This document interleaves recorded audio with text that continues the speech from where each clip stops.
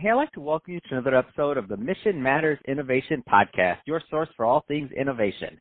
My name is Adam Torres. You can follow me on Instagram at @AskAdamTorres. Keep up with my book releases, book tour schedule, signings, all that other good stuff. Always love to connect with you there. And as always, if you'd like to apply to become a co-author of one of my upcoming books, just head on over to the website, missionmatters.com, and click on Become an Author to apply. All right, today I have Ashley Crowder on the line, and she is CEO and co-founder over at VNTANA. Ashley, welcome to the show. Thanks so much for having me.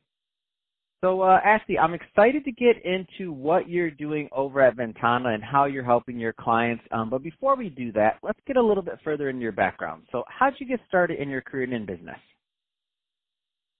Yeah, it's a pretty different ride. You know, in college, I didn't quite know AR and VR was an option, right? It didn't quite exist. I always loved building things. You know, I watched my dad start his own construction company. I'd go around to the job sites. So I loved watching that and saw the value of building your own business. So I always wanted to start my own company and had something going, whether it was tutoring or selling granola bars on the bike trail. And in college, I studied engineering to be able to learn how to build and manufacture things, which was great. And I also started importing sunglasses from China at the time to resell them. And that's actually how I met my co-founder, because he was also doing that, which is a very weird side project to have.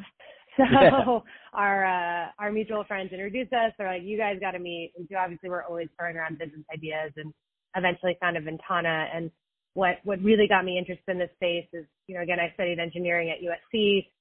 They have a partnership with the military called ICT, where the military funds research in mixed reality development. And once I saw that and got involved there, I was like, this is the future. This is going to change every industry as we know it. And I want to be a part of that change. Wow, that's super exciting. And what a story. You were both, I can't even imagine how that conversation went. It was like, you import sunglasses? I do too. I can't take it. That's so good. Very weird. and I love that you bring up this idea. You're like, well, when I was in college, AR, VR. When I think about myself, I'm like, well, I didn't know I was going to be a podcaster. That's for sure. I don't know if podcasts were even around when I graduated college, but if they were, I didn't know about them. So it's interesting how things work out. So that being said, Ashley, let's switch it up a bit. I think this is a good transition. Let's get into VNTANA and what you're doing there. Tell us a little bit more about the company, please. Yeah, so we ended up founding the company almost 8 years ago now. And again, you know, 8 years ago, phones weren't capable of augmented reality yet. You know, there were no VR headsets on the market. So when we started, we provided turnkey mixed reality solutions for big brands like Intel, Microsoft, Adidas, Nike to engage consumers at events, trade shows, and sports sponsorship locations. So we would provide that turnkey solution. And in doing that, you know, of course, everyone wants a hologram of their executive, their celebrity endorsement deal in their product. And when it came to their products, nobody had the proper 3D models needed to do that. And so we ended up writing a lot of software to help automate the process of taking those manufacturing design files and making them usable across 3D web, AR, and VR.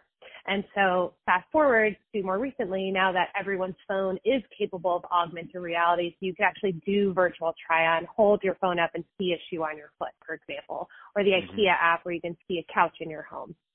And now more and more people have headsets. And even just your website today, web can now support 3D assets. So we can let you have a 3D version of that product on your website instead of a 2D image. And so now we've started licensing our software to all of these companies, help them easily create these 3D e-commerce experiences at scale.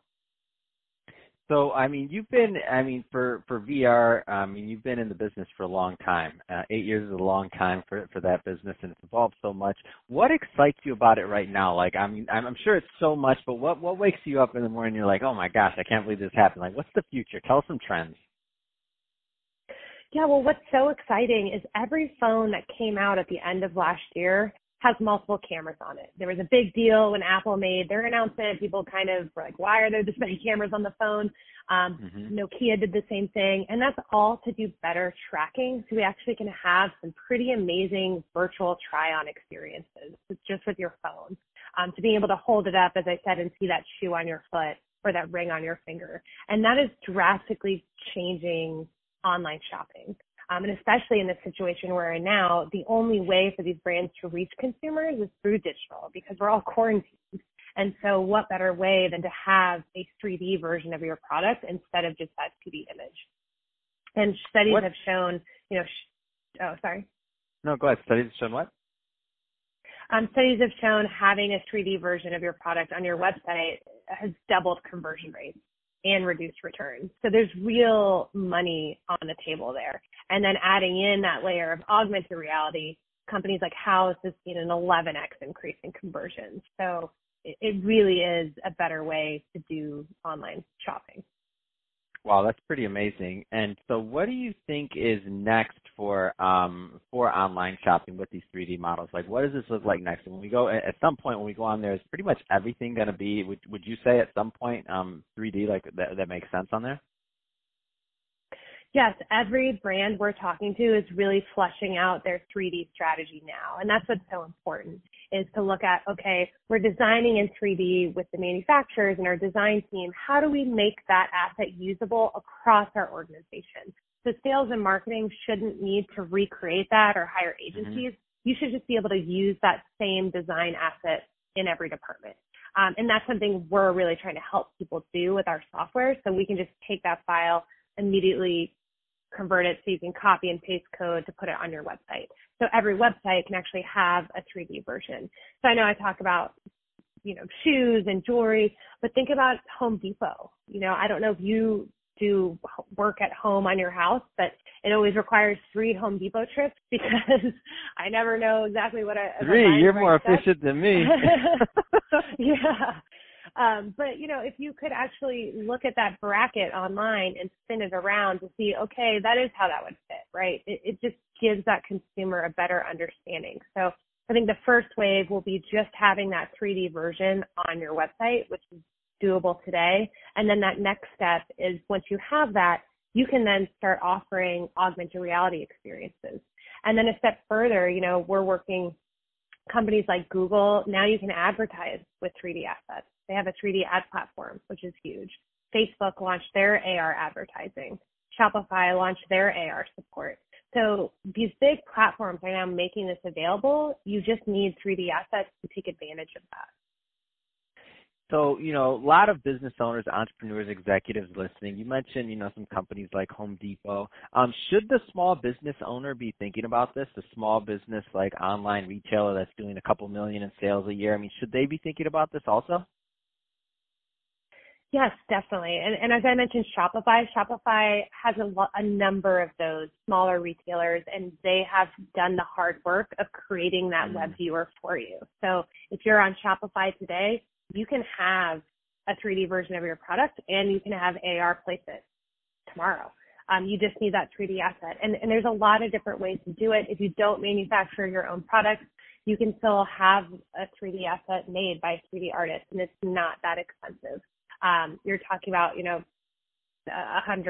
or so on average to initially create that 3D asset, and then it's licensing some software to be able to do some of the cooler things with it. So I think it's definitely something they should be thinking about. Oh, man. See, you got me all excited. I want a 3D asset, too, and I want a physical product. I don't sell any. That's awesome. Because I just see it, and I'm excited as a shopper also, just to be on there and to see other things. Because you're right, I've seen it before for, for some fashion things and other things, just shopping online. But, like that Home Depot bracket, that was a great example. I'm like, dang, that would be very useful, Home Depot, if you're listening. So, Ashley, for sure. That being said, if somebody's listening to this and they want to learn more about VNTANA or to reach out, what's the best way for them to connect with you and your company? Yeah, so come to our website. It's VNTANA.com, so VNTANA without the E. And all of our social is VNTANA Live. Fantastic. Well, Ashley, it's been great having you on the show today. Appreciate you giving us more on your background and your career and how you got started, and also all the great work that you're doing over at VNTANA. And to the audience, as always, thank you for tuning in. Hope you got a lot of value out of this. If you did, don't forget to subscribe to the podcast, leave me a review on the Apple iTunes Store. If you're watching this on our YouTube channel, Mission Matters Innovation, definitely give us a subscribe there, but also leave some comments on the video. Love to know what you're working on and what kind of projects you have going on. And Ashley, thanks again for coming on the show.